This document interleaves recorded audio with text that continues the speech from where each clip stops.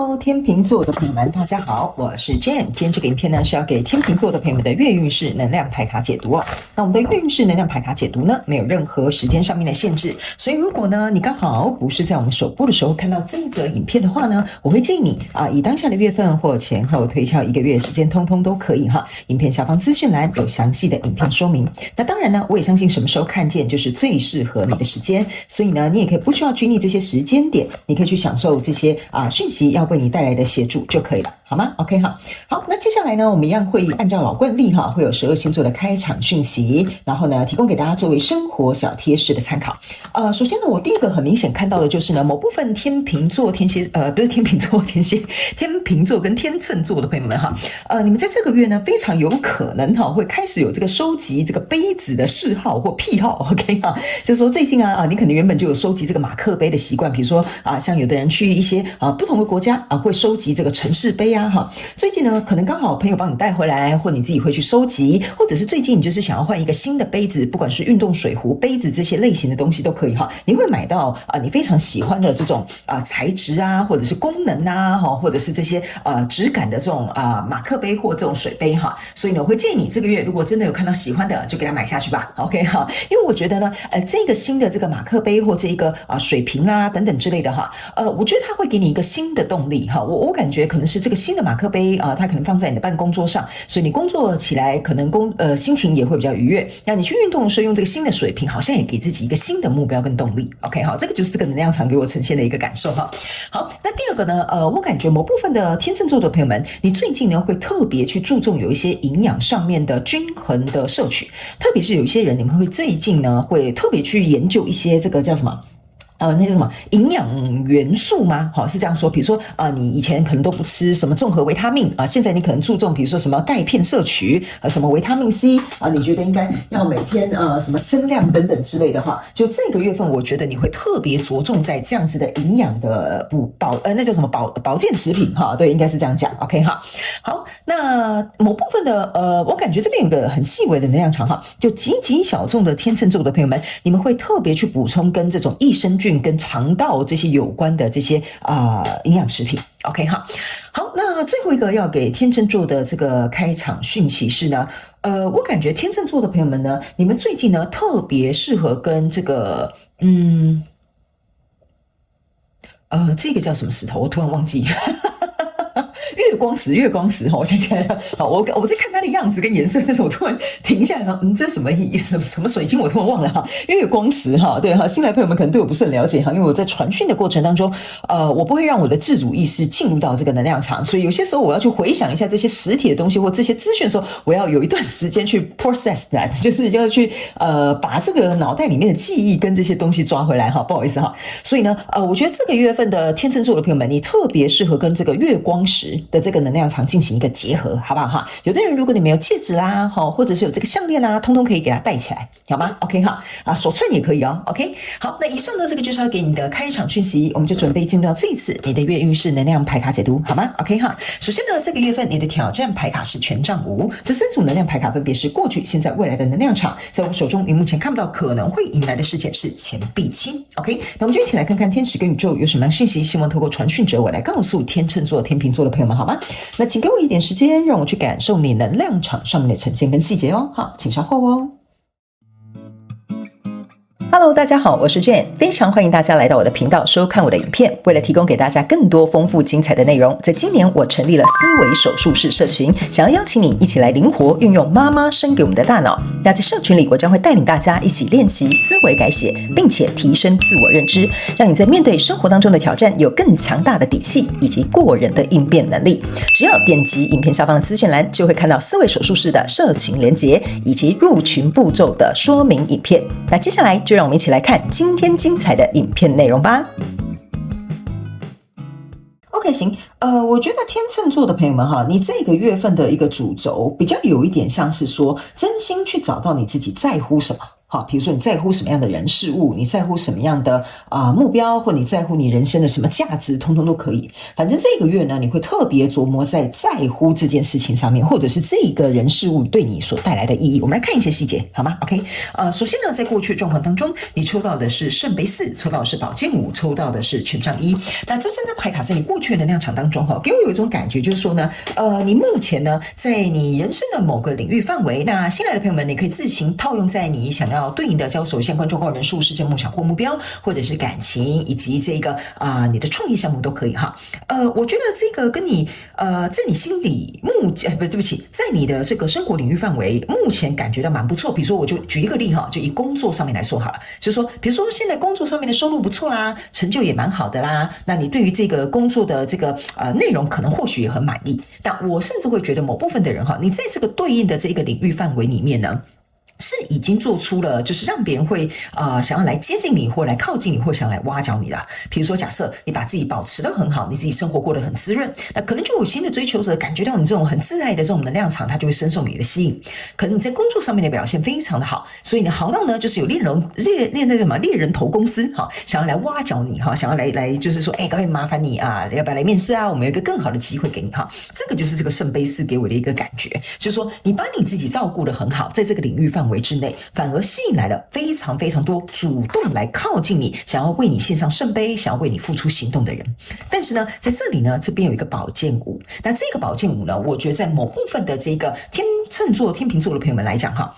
這個寶劍5給我有一種感覺，就是你原本的狀態是蠻好的 ，OK？ 那這個機會或這個人或這個領域範圍的一些我覺得能夠為你帶來更好的成就的機會，我覺得也會來找你。那在這裡有一個寶劍5，給我有一種感覺，為什麼會有一點衝突哈？我覺得這衝突代表幾個意思。第一個意思就是說，我現在日子過得很好，我幹嘛沒事找自己麻煩？就比如說我一個人單身過得很快樂，還要跟另外一個人在一起，要重新認識他，還要了解他，然後兩個人還要培養關係，我覺得好麻煩吶哈。這個可能就是有一點衝突 ，OK 哈。但是呢，在另外一個層面，對某部分的天秤座的朋友們來講的衝突是有點像是說呢，就是說，如果我要去接受一個新的工作的 offer 我可能要去面試，我可能要去怎麼講，適應一個新的，比如說工作環境的這個文化哈，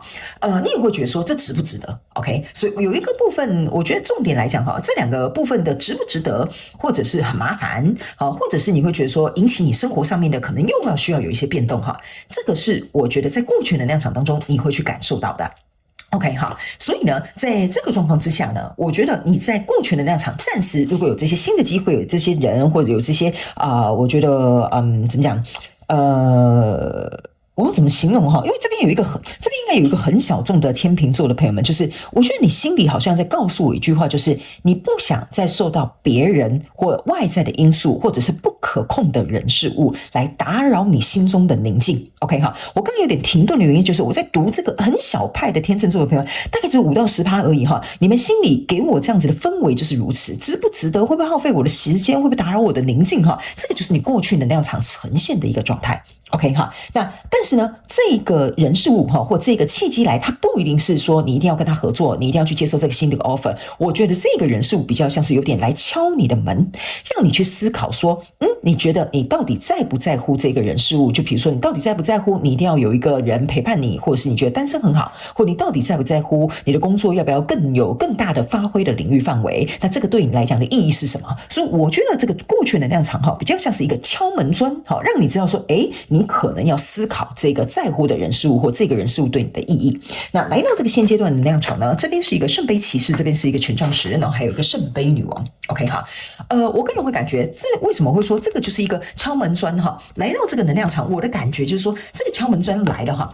就像這個聖杯，就像這邊哈，這個人遞給你這個聖杯 ，OK， 然後呢，你騎在這一匹馬上面，就是說我還有我自己現階段可能想要完成的目標，我可能還想要有追求自己單身生活的享受哈，這個就像是你騎着白馬不斷的朝向你想要的那個方向去前進。可是由於他不斷在敲門的過程當中呢，你看到這個聖杯哈，就這個不管是什麼樣的人事物進來，你會回頭去看一下，其實我覺得這個人事物會不會如同我想象的，讓我有這麼麻煩的感覺存在。在，對方可能真的是提出一個更好的條件、更好的工作環境、更好的 offer 要給你，對不對？來追求你的這個人，可能他是真心誠意來找你的，他可能自己也很獨立自主，甚至他可能可以給你支持，甚至他也贊同你現在在自己單身當中的這些生活模式。所以這個聖杯騎士給我比較有一種感覺，就是說你回頭去看，會覺得說，那這個 offer， 這個來到你身邊當中的這個人事物哈，如果他真的不會影響你的生活，不會打擾你的時間啊，或者是比如說不會對你生活帶來太大的動盪，甚至你們可以強強聯手變得更好的話，那或許這個可能是一個你可以考慮的人事物。所以這個權杖十呢，比較象徵是說你在做一個分析，你在做一個了解，然後你在想說，那我可能也要付出什麼，或者是這個東西會不會再額外造成我的負擔，這些都是你在這個過程當中你在思考的一些義務啦、責任啦，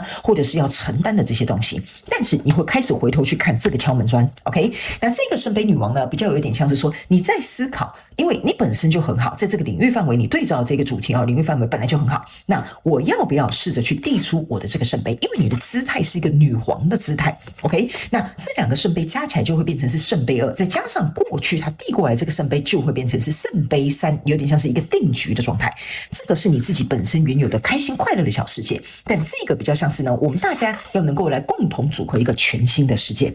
OK， 所以呢，我覺得這個就是為什麼我會說你這個月會花很多時間比較去想這個人事物對你帶來的這個意義，或者是你到底在不在乎這件事情。因為在這裡這個權杖5象徵的就是你必須得要處理你心中的矛盾跟衝突。OK， 就是說你覺得這樣很好，但是我看到這個敲門磚好像也不錯，這個就會造成你可能在現階段的一些生活安排跟一些想法可能有衝突的存在，這個就是你要去能夠解決的，好吧？好，這就是為什麼它會成為你的挑戰。所以在未來呢，這邊有一個權杖國王，這邊有一個寶劍7，然後這邊有一個國王牌卡。OK， 好，我個人會認為在未來的能量場當中呢，我覺得這張國王牌卡哈會還是比較傾向於天秤座、天秤座的朋友們，你會展現出來的這個姿態是 OK， 我可以先來看看你提供的這些內容是什麼，這些人事物是什麼，但是這個必須要是能夠在我可控的範圍之內。意思就是說，如果這一塊敲門磚，不管這是什麼樣的人事物，它如果來到你的生活當中，讓你的生活開始又有這種失控感，或者是不可預測感的話呢，你就會把這個人事物踢走，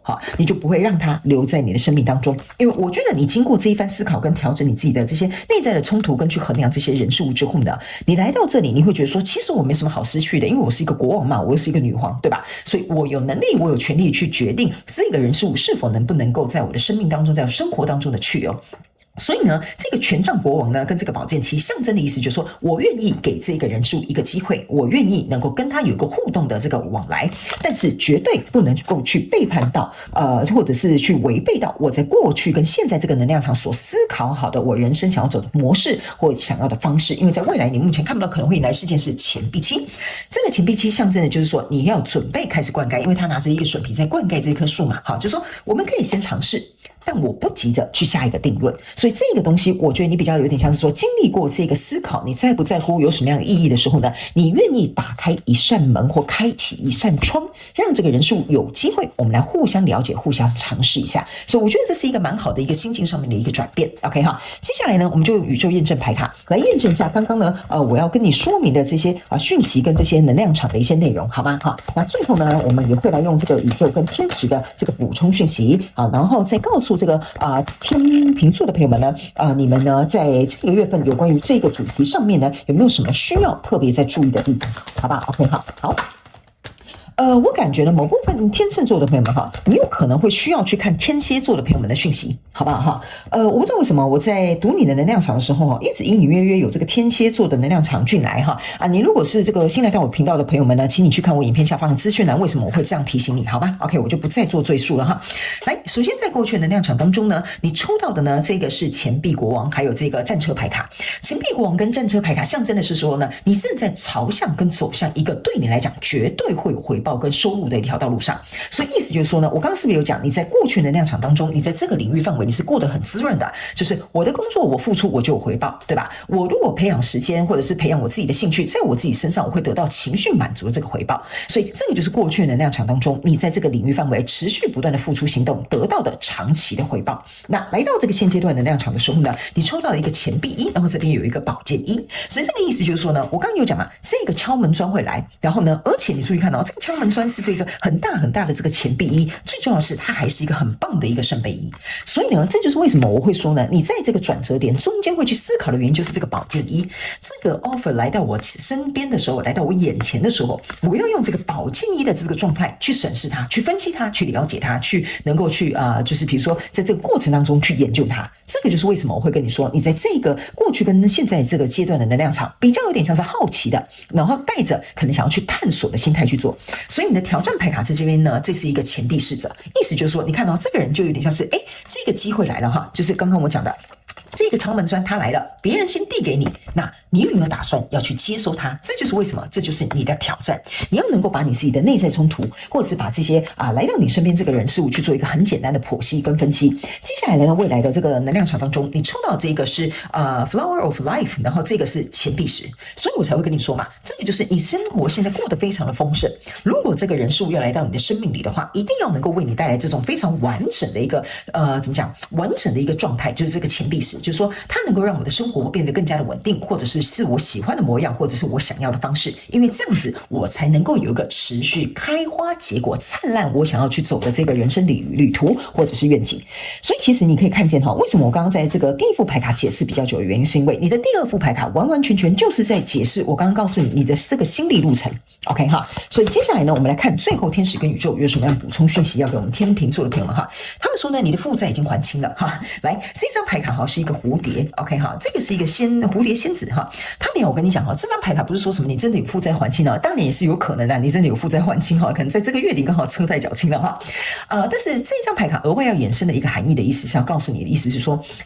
大部分我覺得會來看這一支影片的天秤座的朋友們，我覺得哈，你人生在這個領域範圍，你該學習的，你該去還清人家的這個債哈。什麼叫還清人家債？比如說你在對應的是一個感情債哈，對不對？你在過去感情所學的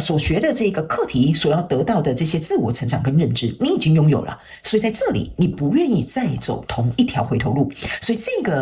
debt paid off 的意思就是說呢，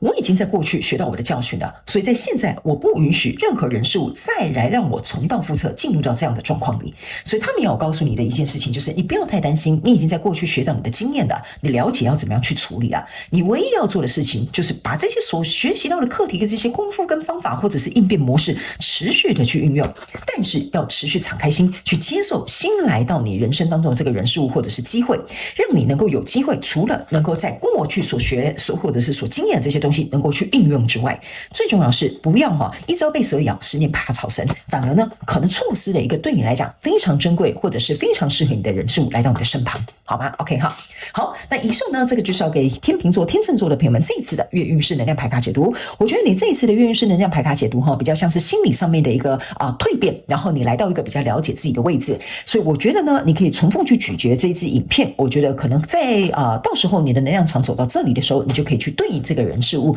是不是有符合你這樣子的心路歷程，好嗎 ？OK 好，祝福你哦，天秤座的朋友們。那呢，以上就是要給你的月運勢能量牌卡解讀。我也希望以上呢的訊息內容能夠為你帶來一點幫助，這個就是我想要為你做到的事情。也非常感謝你來看我的影片，也希望你會喜歡。那呢，我們就下個月再見嘍，拜拜。